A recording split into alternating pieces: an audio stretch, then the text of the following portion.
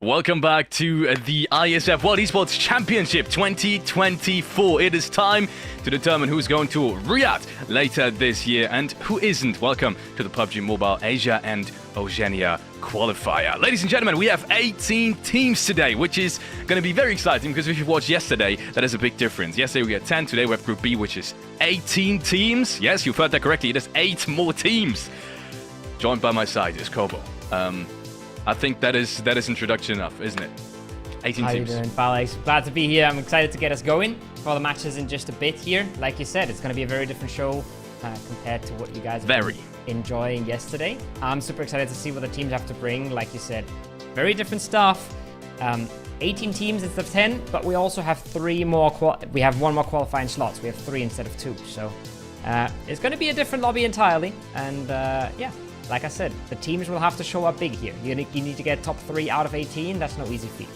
No, especially not since we have some of the most experienced teams in the entire PUBG Mobile esports hemisphere. We have lots of teams that you might have just recently seen at the PUBG Mobile Global Open in Brazil. So likewise, as we had yesterday, some very, very experienced rosters. These nations, they do not want to lose, Kovo. They sent their absolute best.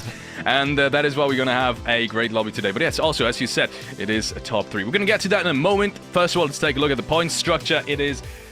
Do we even need to explain this anymore? Anyone who's seen PUBG Mobile Esports in the last 2 years, before we had that little shift, that I sometimes still cry about, but either way, anyone who's seen PUBG Mobile Esports should know this. Yeah, it's the standard point structure. It's 10 points for the win, and then it scales down all the way to 1 placement points for 7th and 8th. And then if you finish below the top 8, then you are out of the placement points. But fear not, you can make that up with kill points. Eliminations are 1 each. So this is pretty much the point structure that allows these teams to be flexible in how they approach the game. And it's worked out really well in the past because not only can you go for placement points, you can also try to focus on the kills, maybe in games where you don't have the chance to get a whole lot of placement points. And talk about eliminations, SANHOK, first one coming up. Oh, it's usually a bit of a brawl, Felix, isn't it? Yes, it's usually a bit of a brawl. But also, yesterday something crazy happened, Kobo. I was the one to say SANHOK is the best map, and that was due to the fact that we had 10 teams only. All right, 10 teams only. With 10 teams, I feel like SANHOK is the perfect map that's to be played. Okay. Everyone had enough space, good rotations. We saw a lot of isolated fights, not that much third partying, and that's why I said that. Today, that might just be the biggest contrast I've ever seen from one match day to another. Because 18 teams on SANHOK, do we even have 18 loot spots on SANHOK? I'm not so sure. Well, better for us, right? Means more early game action. Worse for the players, better for us. But it's something you have to adapt to if you're one of these teams, one of these players. We'll go through them. I'm not sure if that's the rosters for today. I think the UAE was playing yesterday. Am I wrong in this one? No, you are completely correct. But they wanted to show us again because these guys missed 2 games as the full Form 1 roster. So just keep in mind, we're going to see tomorrow. And hopefully they're going to be there with the full Form 1 roster throughout all of the games. Yes, 18 teams. Maybe we should start off. We're going to see them in a minute as well. So actually, let me put that question back because then we might just take it up. I have something to say, all right? I have something to say about 10 teams. It is, when you have 10 teams, right? Yes. It's quite hard to, or not a lot of teams are going to finish outside of the placement points every single match. So you're expecting a scoreboard that's way closer together than if you have 18 teams. It's way more polarizing when 8 teams in the lobby, or in our case, 10 teams in the lobby, are getting 0 placement points. So this is something that's going to change quite drastically from yesterday to today. But I looked at the scoreboard yesterday, and there were still teams that were pulling far, far ahead, right? So usually, I would say, okay, you had a medium day 1. You should still be able to come back on day 2. But there were some teams that were completely running away with it, despite everyone in the lobby basically getting fed at least 1 or 2 placement points almost every match, right?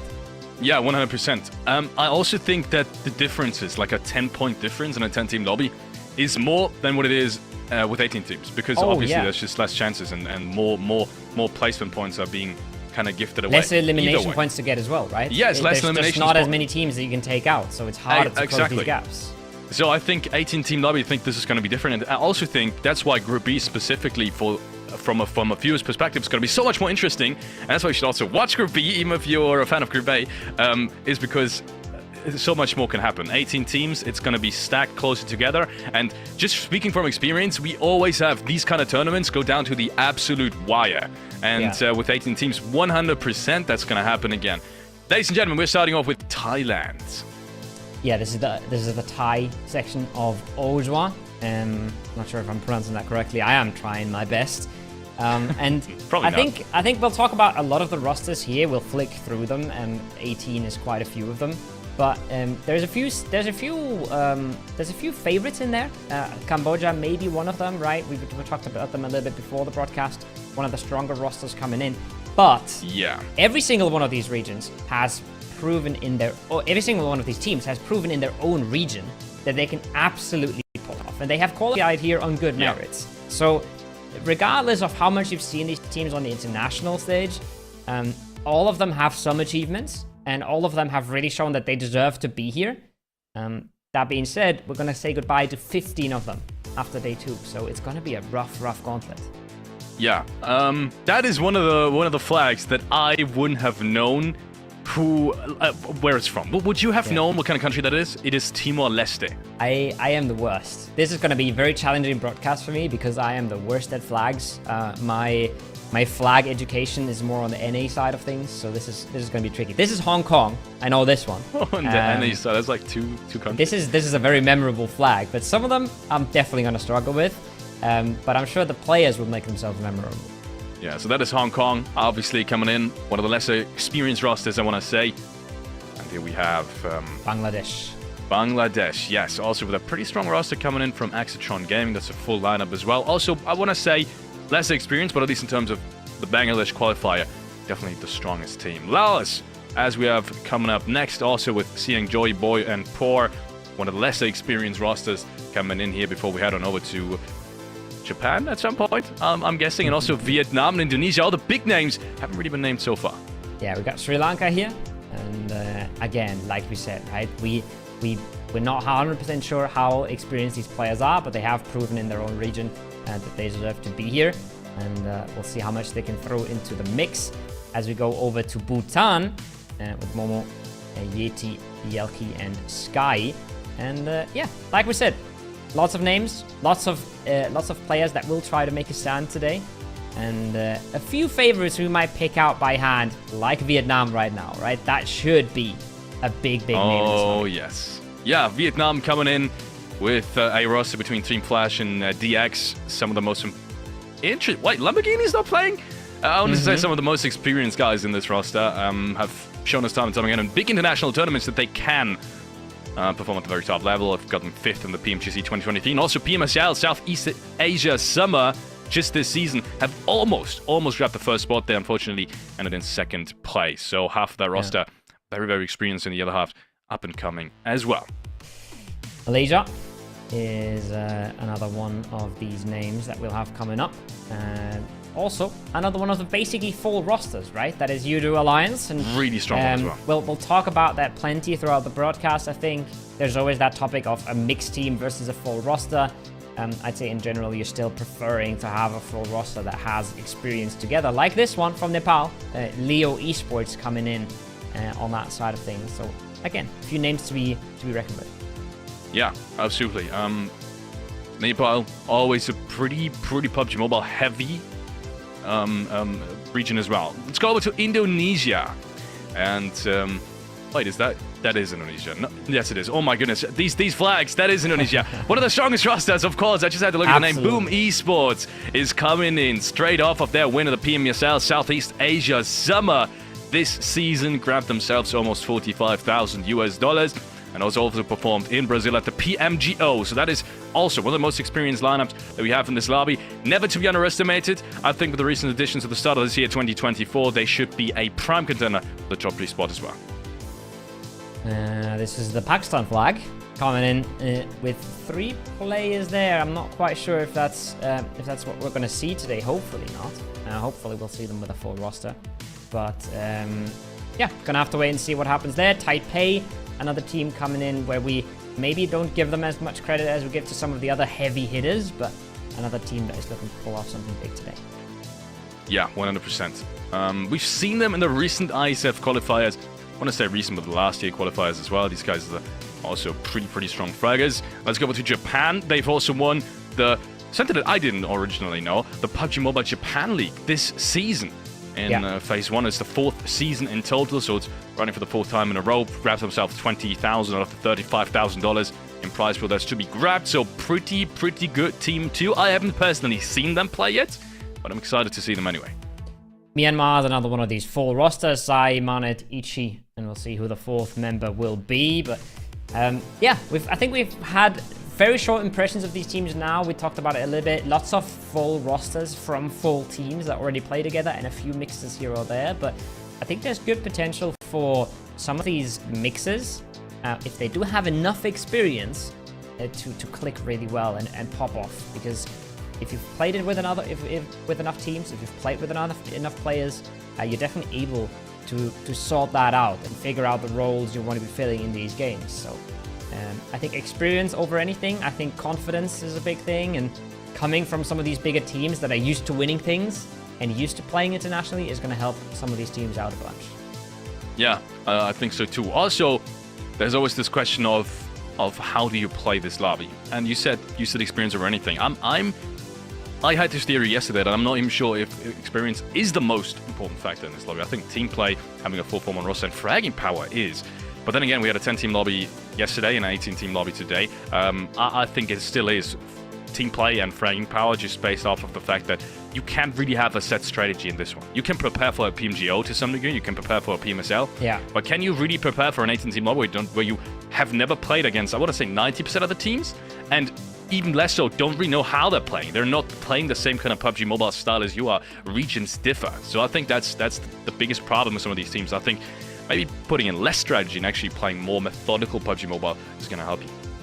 I think it's a really good point. Like, just from my past experience, when you have all these regions coming together, you have loot spot clashes, you have playstyle clashes, you have some teams you might have never seen before, right? We haven't seen some of these teams before. A lot of the players will have similar things.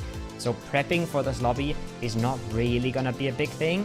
It's mainly about, hey, I know these 3 to 4 teams, I know how they play, I know where they play from, and then all of the rest is adapting on the fly and trying to play your own game. So it's way more unpredictable than what these guys are used to playing, and that's the same time. It's the same thing every time you bring nations together. You mix up the lobbies, you mix up the rosters, and it becomes this wonderful creation where nobody knows what's going to happen until it kicks off.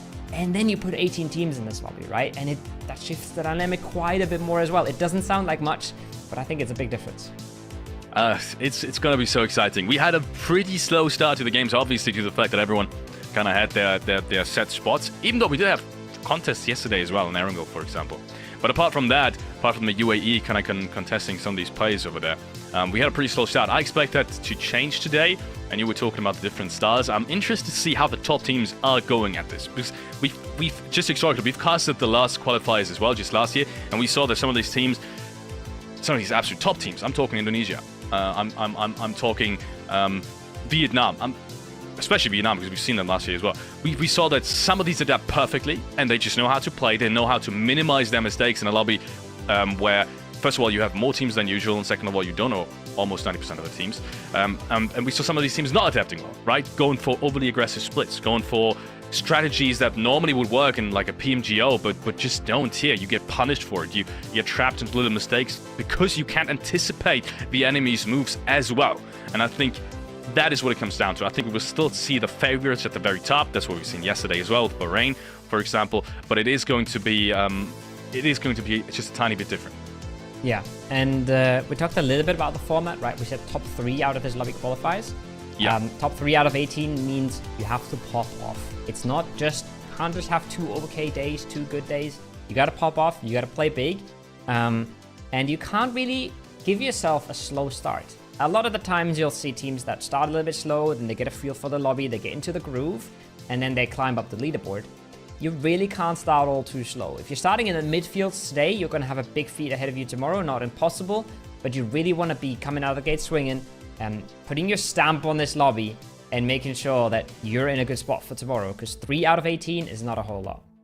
No, it's really not. It's going to get absolutely down to the wire. And also, we're only playing 12 matches. I think that's something we haven't really talked about either. We're not playing 18. Yes, we have a 4-day qualifier day, but only 2 of these is your group. So it's Group B today, and then tomorrow it's Group A again, and then Group B again is playing in 2 days. So that's already something you should mark in your calendars.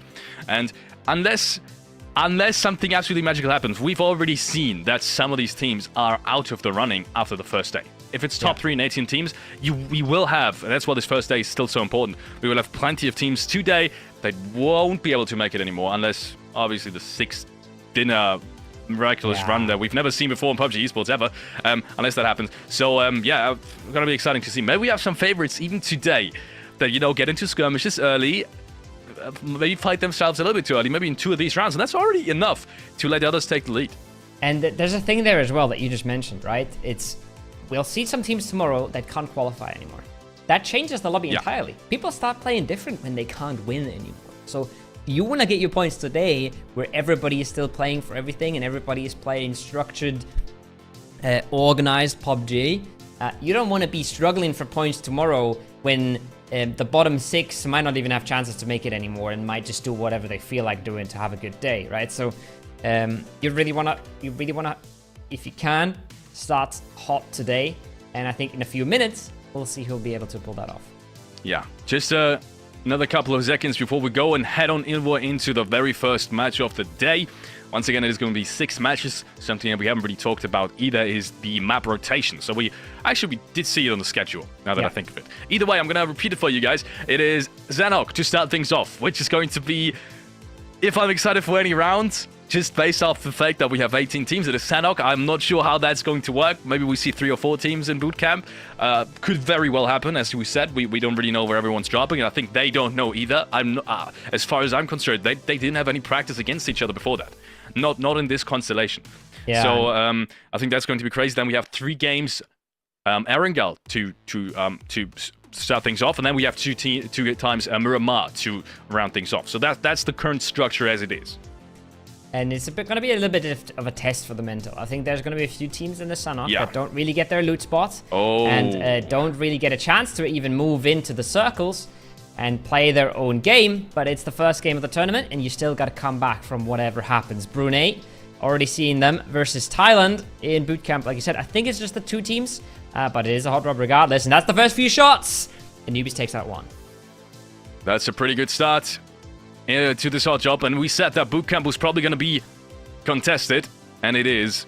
Brunei, they've played the last season of the IESF World Championship as well in 2023 with the beautiful finals in Romania. One tournament to remember, one event to remember, one of the craziest events I've ever been to. So if you do have the chance to check out any IESF events, do be sure to take that chance and be there. It's an experience of a lifetime, honestly. I'm loving the push right now as well. And like you said, these guys have had some experience on land, and they want to show their country again that they can do it. And they're now pouncing on the weakness. They've taken out the first 2 nice and easily, and they want to close this out. And that's exactly what you got to do, right? We talked about third parties on SANHOK a little bit and how less teams keeps you a little bit safer. There's 18 teams here. You got to make a lot of space. If you want to have any sort of space to survive in and flourish, you got to make that space. The DBS is going to take out 1, and he's creating an opportunity for himself. Comes around the corner. That's 3. That's 4. Oh, my what is lord. that? What? That's the DBS in hand, and it just absolutely shreds people. That is so unfortunate, because I feel like, and I think you do too, Brunei almost played that to perfection, and they get absolutely punished for it. Oh my god, did not see that coming. I don't think anyone did. They were focused on his teammate, I think. There was a few shots over his shoulder, and a perfect off angle. Just nets him a nice and easy 4. That's crazy turnaround. Vietnam fighting off as well, trying to square off. In the northwest corner of the map here, and they're trading out quite a few knocks here. Look at this, Lamborghini is actually in. So we didn't see him on the original lineup at the graphic, but Lamborghini does play, and as I say that, he's already being taken out. That is, well, that's the caster curse if I've ever seen one. Next up, we have Japan rotating in as well. They're breaching this compound, breaches after breaches after breaches. Let's see if they can make it work. He's got the DBS in hand as Apollo's running through that compound. He doesn't realize there's a play behind him. The nade doesn't touch him, though. He gets shot in the back. He almost had the chance to maybe take him down with a one-shot DBS, but no. Zayu is there. And meanwhile, his teammate does get traded, though.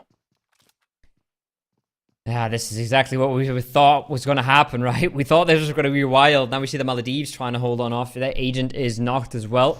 But they are trying to make this work. A knock on a flush comes through. For Japan, not a lot of space for them to try and maneuver on this compound. It's complete carnage right off the bat. Players getting popped out of vehicles left, right, and center. Nobody's sure where their enemies are going to be playing. And they're all falling like flies around this compound, Felix. It's an absolute disaster for both of these teams right now. Absolute disaster, yeah. And that's to be expected. That's why 18-team lobby, especially in SANHOK, does have this big X factor. It really does. You can't really control these situations, and to some degree, contests always will leave that window of opportunity for any team, no matter how experienced you are. And that's kind of the beauty of it as well, that even Maldives can take out the current Japan champions and way of playing in this lobby. You can see 3 frags have already been secured. They're looking to potentially revive their teammate Haiti. They're still out in the middle of nowhere, and there's already other teams creeping up, and that's the real danger of it, because as of right now, I think they're open to the other team towards the northern side. And remember when we talked about how 18 teams in the lobby would just shift the meta completely? Well, we're down to 16. That's as fast as it goes. And we're down to 54 players only. That's a tribute to all of these hot drops and compound breaches we've seen very early. Now, we are going to see Mattoon try and prone it out a bit for Japan. Try and survive. Maybe get himself another cheeky 1 or 2 kills here. I think at this point, if you get 2 more points, you're almost happy with what you achieved. It's almost job done at that point. But obviously, you would have wanted more for your first game. But sometimes you go for the early aggression. It doesn't pay out. And you're stuck here trying to claw anything back with Laos all around them.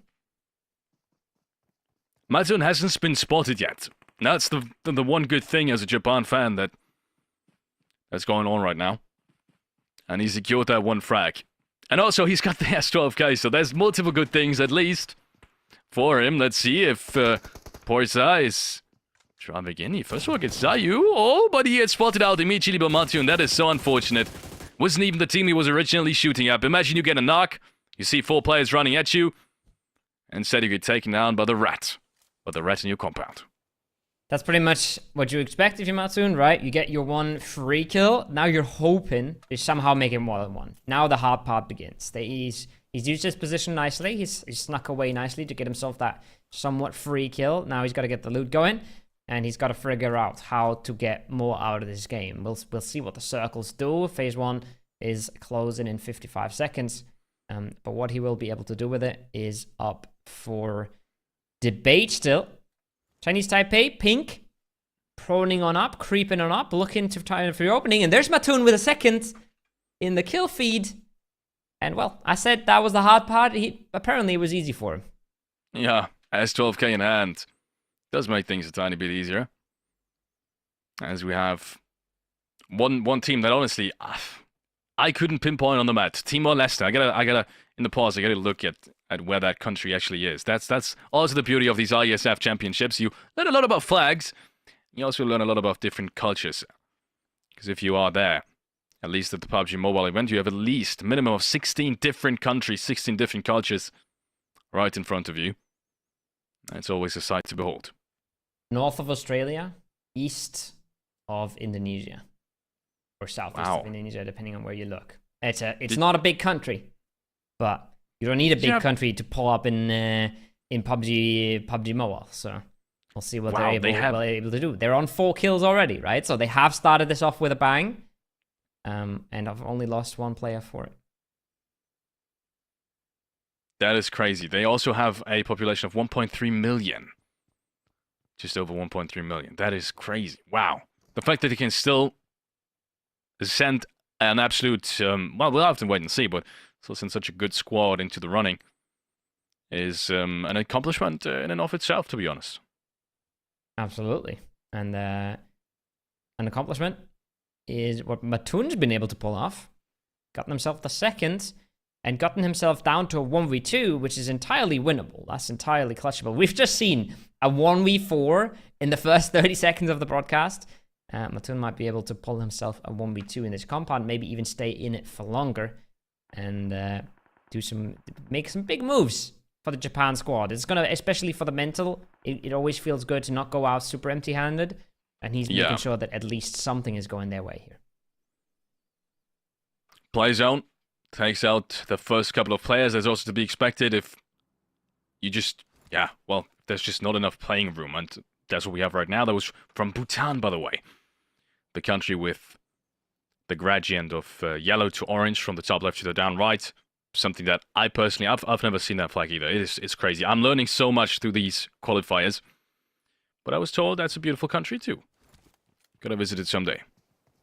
You know what else is beautiful? Oh. DBS in the smoke. Oh. But it's a DBS to counter on the other side. Oh, Japan goes down. 3 points is not the worst thing in the world. They would have hoped for more, but at least they got themselves a little bit of points back towards them. Myanmar on this hillside, trying to hold off a push, and Indonesia is in full effect. Indonesia is pulling up below them and holding from afar.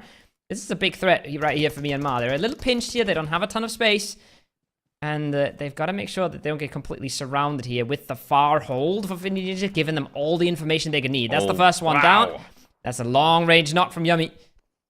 And it's going to make things very, very hard as well. If you're looking at the minimap, Felix, you see there's a team in the compound, right? We've looked at them a little bit before. They might be able to pounce on this as well if the fight gets too messy. If there's knocks on both sides, you might see them push out and try to punish. I kind of want them to punish these players as well, but then again, we all know with 18 teams to start this lobby off, if you third party, you're at a risk of getting third party yourself. So I'm not even sure if that's the play right now. Usually I'd always go for it. But then again, it is SANHOK and it is 18 teams. Let's see how this one's going to work. So far, no flashes against Myanmar. And that's the really good thing. Francie, though, the big fragger from Boom Esports, as well as Yami, immediately pop off again. And it's 2 quick frags. And that only leaves 1 player for Myanmar. It looks like Indonesia is off to a massive, massive start. I think it's 2 alive right now, but only 1 in the close proximity. So that's not a good time for Myanmar at all. Yeah, you might be right. Just 1 up, running for the hills at this point, trying to survive, trying to get the hell out of there. As we have just seen the circle, and it is incredibly far off to the west. It's not even on the top of the mountain here. It is further down to the west. So teams will have to rotate. Teams will have to make moves, and we see Indonesia here. They're quickly confirming these kills, but they don't want to stick around for too long. They're driving past the compound now. They got to be a little bit careful. Remember, we had Timor Leste in that compound, but they might be able to make their way on through with the vehicles they have. Smile, he's getting the hell out of there, and he's trying to get into zone as Indonesia is looking for their next fight. Crazy stuff from Indonesia. Honestly, I love the way they play. Also, they haven't really been gifted with zone so far. They kind of had to domino effect, kind of with this domino effect, kind of play their way in through the eastern side. And so far, they've taken every single fight that is available to them. Nades are coming out from TLS. That is, once again, Timor Leste, as they are trying to defend this. Indonesia is not pressuring it too much. You can tell. They're not pressuring too much. They could have opted to breach this, but they've got the cars. They realize they've got so much moving ability. So as of right now, they're looking to reposition through the eastern side. I don't mind this from Indonesia at all. They look for an easy opening. They throw a few nades in, and then they realize, okay, this is not working out. This is too hard of a fight. We'll go somewhere else. We'll pick our next fight. They're looking very hard to try and take these fights, but they're not overcommitting. They're not 100% sending it in with no information at all. They have found Thailand, though, and I think Thailand's been able to sneak up on them a little bit, taking down 1 at least. Now they're hoping to get the res back onto Razy. He's bleeding out. No. It's a close one. It almost gets them back up to 3 players, which would have been massive here because they need all the manpower they can get when they have to fight through so much still, Felix. This is such a good breach, though. If that zone wouldn't shift west again, and that's the crazy part, it shifts west again, so not even that hill position that usually is the strongest position in the game on these northern island circles is really inside. So crazy, crazy stuff from Indonesia. I like the breach, just at the moment, at least position-wise, doesn't really work out. With 2 players, how the hell are you going to make it down there? That's the big question. You do have vehicles. Maybe there's some kind of send that's possible. You can see some of these teams are already opting for that. You can tell Nepal and, well, all the rest of the teams towards the southern side have done exactly that. Don't forget about Thailand as well. They were pretty low on that leaderboard because they were already taken out, but they got 7 kills in their first game. That's big to start with. Noki finds 1, doesn't find the second, and doesn't have any support close by here. So it's going to be an instant res coming out. He can't get the confirm. because his teammate's not close. That nade looks good, though. It does a good bit of damage. It cancels the res at least. Yone, he's trying to get the second nade out. Look at his HP, though. Not a whole lot to work with. He's so trying to get that flush, get that confirm. But it's not an easy one. And the longer he takes, the more likely he is to be outnumbered. So he's got to try and finish this fast before he puts himself into a 1v2. He wants to continue to push this. You can tell he's got a pretty good spot to do so as well. Maybe M4 isn't the way to go about this. He gets spotted out even before he can get any DBS shots off. And who would have thought? Who would have thought it's a DBS on the other side as well? Ajaya picking up his 4th frag of the round. Nepal are fragging out, and they've got a pretty good edge to play off of as well. Timor-Leste, we've seen them in the compound quite a while. They've already got themselves 4 kills as well. They're now starting to make the moves on out onto the hills. And they are taking quite a bit of fire in the process. They have numbers still, but they're a little pinched. They have to figure out a way to maybe clear one of their edges to try and survive. Right now, hunkering down in between multiple teams is not going to do them a whole lot of service. As we see the Maldives going out, and we're shrinking and we're shrinking. We're almost down to 8 teams already. We're almost down to placement points. Somehow these teams have managed to still survive. 10 of these teams have still managed to survive into such a harsh zone, so far off to the west. Yeah, that's gonna make it so difficult. Just overall, this zone has been nothing short of absolute tough. I'm not even sure 10 teams are standing at this point. More shots though in the meanwhile from Malaysia. Against, I do believe that was Hong Kong, China. Yes, it was. Next player goes down. It's just Ling and D-Light left standing. And I think at this edge, there's not really much you can do. You would need 20 smokes to cross that distance, and there's just nothing behind you. You've got no vehicles. At this point, I don't want to say it, but even denying would be a viable option, which I hope they're not going to do, but then again, you never know. Yeah, like you said, you need a lot of smokes. They're trying to get the smoke wall out right now. Smokes when somebody's looking from above, not always the most effective. Even getting out of this window is going to be incredibly tough for them. The blue is pushing on in.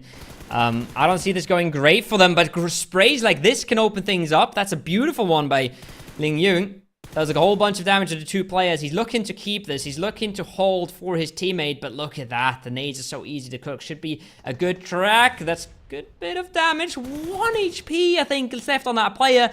And they haven't found an entry. They haven't found a knock. They're making this possible here, Hong Kong. Yes, they are. Just one good spray. One more good spray could secure them that edge. At least for the time being. Timor-Leste, in the meanwhile, has been pressured from all sides, but they've at least found themselves a position to potentially get some placement points off of. Yes, they crossed that distance. I'll take it all back. I thought Malaysia was going to hold that down, but they are not able to do so. Now the nades are coming in, though. That's a big nade. After all, it did work out in their favor, but let's be honest, that was tougher than I expected it to be. Yeah, I mean, so far, they've been able to hold off and especially not lose a player, right? That's the most important thing. Stay clean with this. Maybe lose out on a kill. Maybe one player dies to the blue zone. That's okay. Just don't lose a player. Keep your 4 members up so you're able to flex out of the compound later on.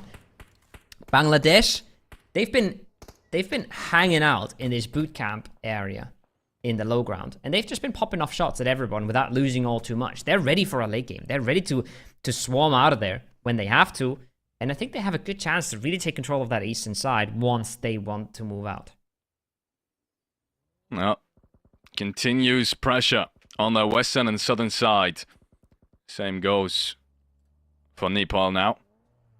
They've found themselves the 5th frag. Ajay should be the top fragger, at least individually at the moment, in this entire lobby. Let's see if we can keep things up. They also need to move into the next safe zone. They've got that compound, but it's not inside. They've got 2 more vehicles. Maybe there's some kind of ridgeline where they are going to be secured from both these teams to the left and the right. But I don't think so. Even a team that currently is inside the safe zone is going to have trouble. You can tell with how many teams are still remaining on that edge. Very interesting circle. Sri Lanka is now already making their way in as well. Gets caught off guard by Chinese Taipei, but they somehow still make it around the rock. They're trying to just send it into the middle. They're trying to dodge these fights altogether. It's not working out well so far. But this is just a time bomb looking to explode. Look at all these nades coming on in. Looking at all these little arrows trying to fight for the southwestern side of the play zone. That's another nade that looks pretty good. And that is the confirm. Nepal cleaning up. I think there's a Jaya, at least with 1, maybe with another 2 here. putting himself up to 6 kills and trying to clear that edge. They still have a solo in front of them. William is just proning it out, hiding, hoping to not go seen. And if he does stay unseen, there's a chance he can be a bit of a snake in the back of Nepal. But we are now deep into the placement points. 6 players alive. And Nepal is just going to continue swinging here, Felix. Yeah, and that's what they should do as well. 6 teams remaining. They've secured themselves a good chunk of placement points. From now on, every team you eliminate, every team you can eliminate, is another placement point for you. Potentially even 4, depending on how far you go. They do see Malaysia in the distance. Currently the only team next to Bangladesh. One of the less experienced teams, and also surprising to me, to say the least, that we see them start off so strong as a full 4-man.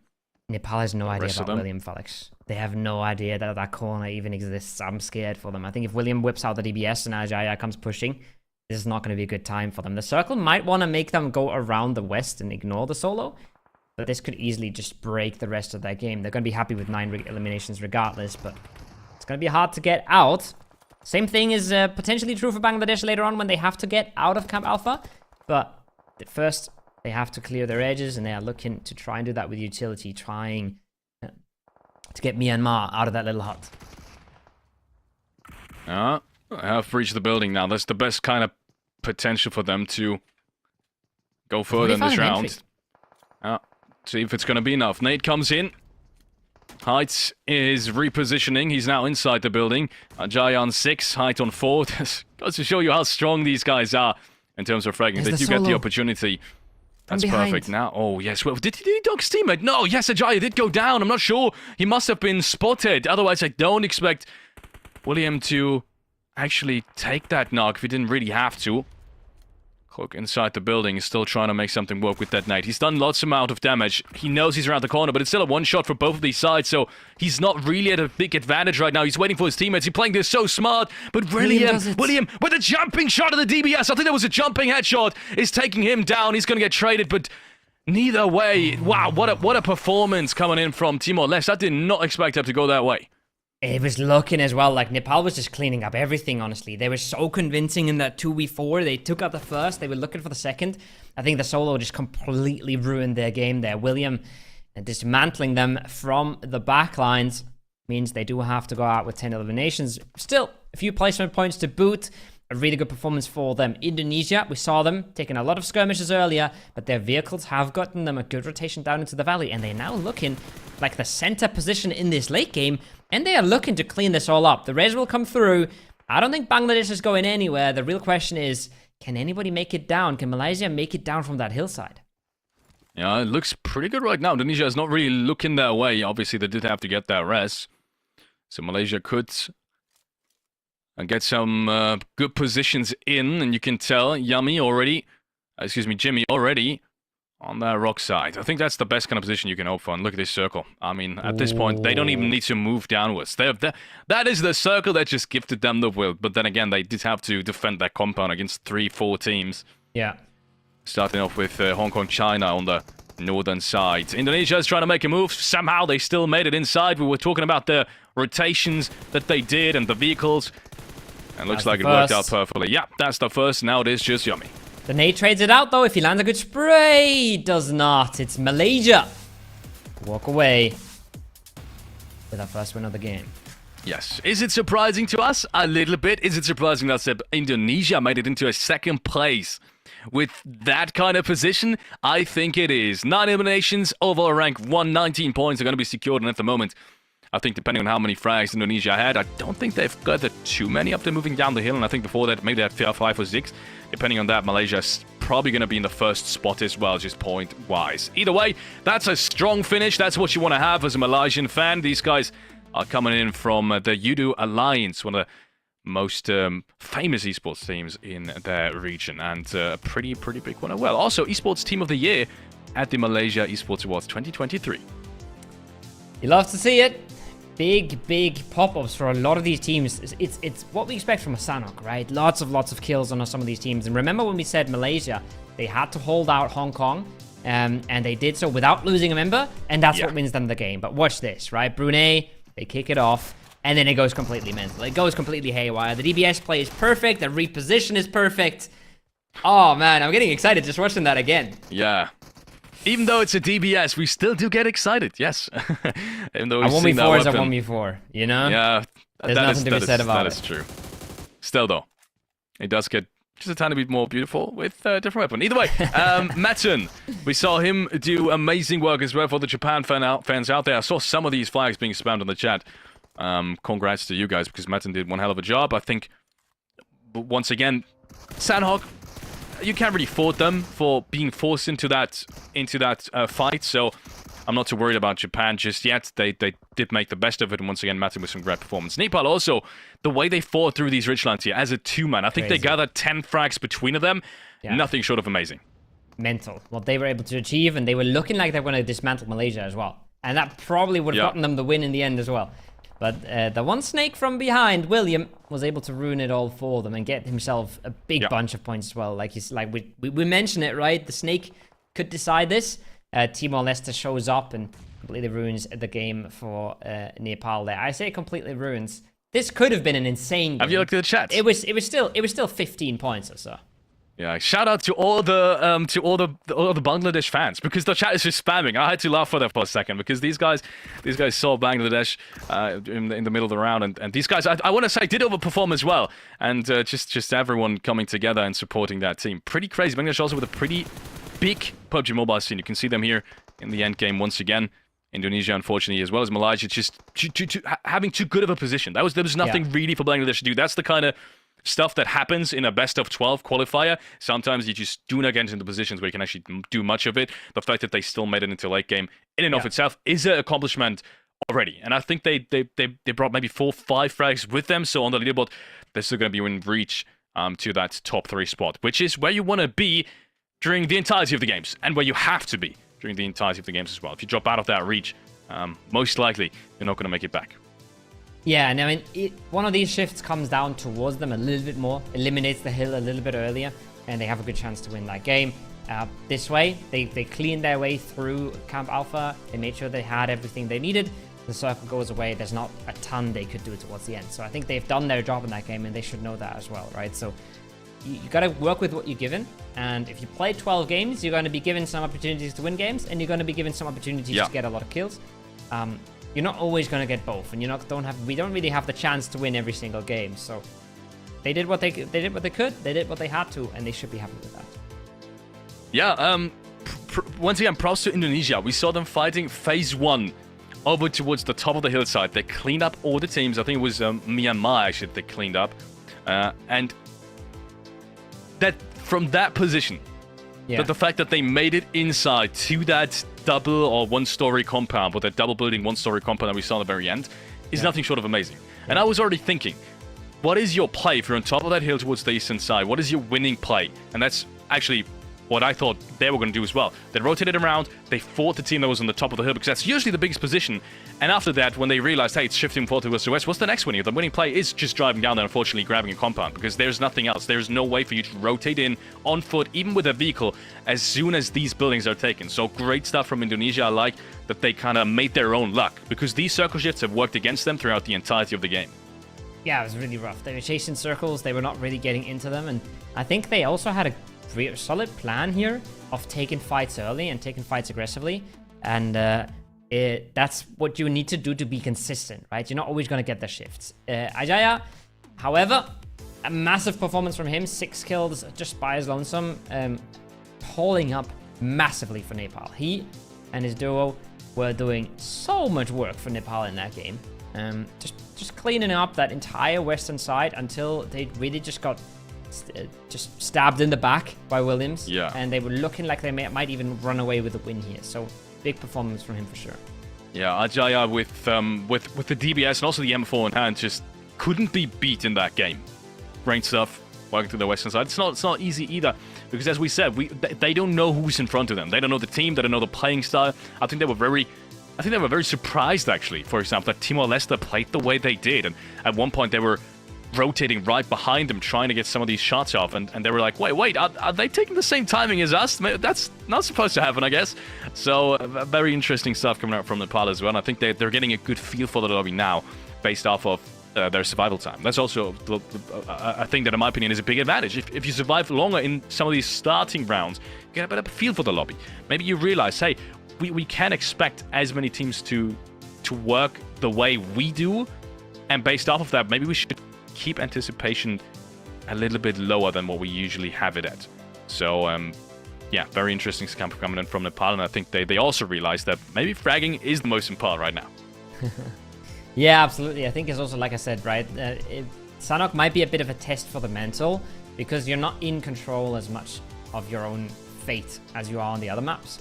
So getting away with a good SANHOK, getting a good bunch of kills, making sure you're actually eliminating other teams is going to feel mighty good. And we see it here, Malaysia, they run away with the win, but they essentially have the same amount of damage dealt as Nepal, who was down to 2 players very early. So crazy stuff coming out of those Nepal players. And 6 kills for Ajaya and 4 for Kluk is how I'm going to pronounce that. I'm hoping it's not too butchered, but or Eddie yeah, Kluk. 4 kills, an assist, and well, what's more important is the win. 10 placement points are hard to beat. Nepal has 10 kills, but 10 placement points and 9 kills is a massive start from Malaysia. Yeah, he's the one that had the Rising Star Award, because of only his young age of 19 at the PMCL Southeast Asia Spring 2024 season at the beginning of this year. So great stuff. He's also one of the players from Malaysia that has played almost the entirety of any big international tournament in the last year. He's played PMGC, he's played PMSL both seasons, and he also almost won the Malaysia Esports Championship in 2023 with back then Alliance, actually, which was a huge name in the scene. So great stuff coming out, just to give you guys perspective of how many great individual performers we have in this lobby, right? Sure, we have some less experienced teams, but we also have the very best of the PUBG Mobile esports scene globally in this very match. Absolutely. And yeah, we'll see what they carry on into the Erangels, right? This is where it gets a little slower, it gets a little bit more calm and collected. Look, you say that, but does it actually get slower? Yeah. I mean, listen, I'm not saying it gets slow, I'm saying it gets slower. We had 6 players die in the first, 30, 40 seconds of the game in boot camp, right? I think we might have 1 hot drop, 2 hot drops maybe on Erangel, but I don't think it's going to be quite as mental as the start we had into our first match of the game. Yeah, no, I don't think so either. Let's take a look at the match summary post-match 1.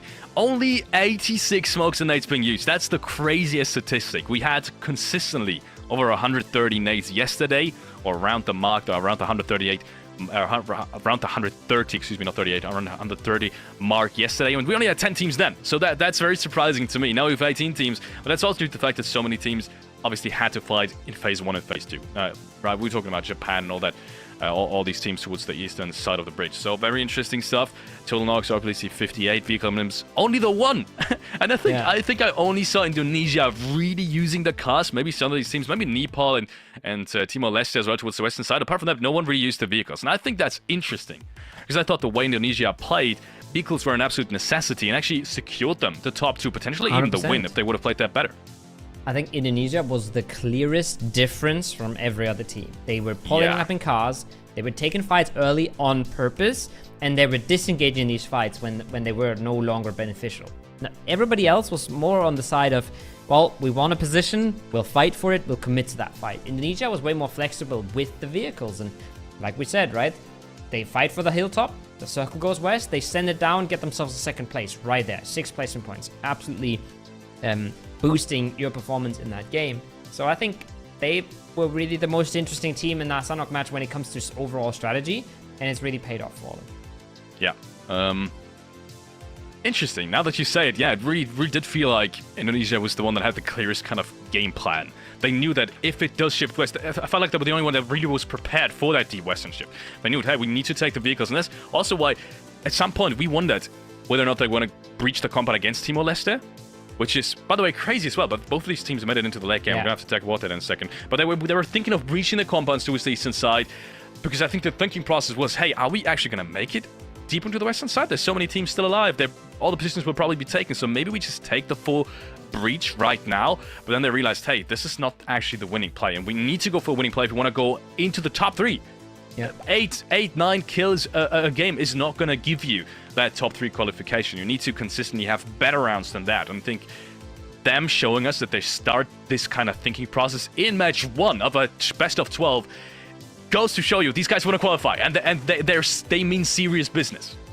100%. I think, like you said, right? They look for the fight. They throw a few nades in. They don't get an opening. I think if they knock one of these players, they're swarming in there. They're taking their 4v2. But they might not even know at this point that they're fighting a 3-man, so they could be fighting a full 4-man in these buildings. You don't want to take that fight in phase 1. You don't want to take that fight in phase 2 with teams around you. So good on them. Good decision making. And definitely one of the teams I'm keeping my eye out. We had bigger point performances from other teams, but it's a little harder to continue these individual pop-offs. Getting six kills in a game is not something you're going to be able to consistently do. Having your wits about yourself, being flexible in vehicles, that's something you have as a team structure, and that's something you could pull off every single match. So I'm looking at Indonesia here, but it's just 1 out of 12 matches. We're going to have to wait for quite a while to see who really pulls ahead and when these other maps come in. Yeah, we're going to have to take a look at the total points in just about a minute. Until then, any surprises so far? Because once again, we do have so many experienced rosters in here. We haven't really seen too much. Let me check. We haven't seen too much from Nepal. We haven't really seen too much from Thailand, and especially Vietnam. Yeah. They were the ones that were fighting at the very start, and they had a contest as well. And I think, first of all, I was surprised that Lamborghini is playing, which I thought was great. I actually met him at PMGC once. He's an amazing guy. These guys are, once again, so very experienced. But we also saw them go out very early, and I think that contest was a huge part of it. They couldn't really get into their actual game. Is that to be overanalyzed, Kovo? I don't think so just yet, but it also means there's one less chance for a big round. It's a best of 12 only.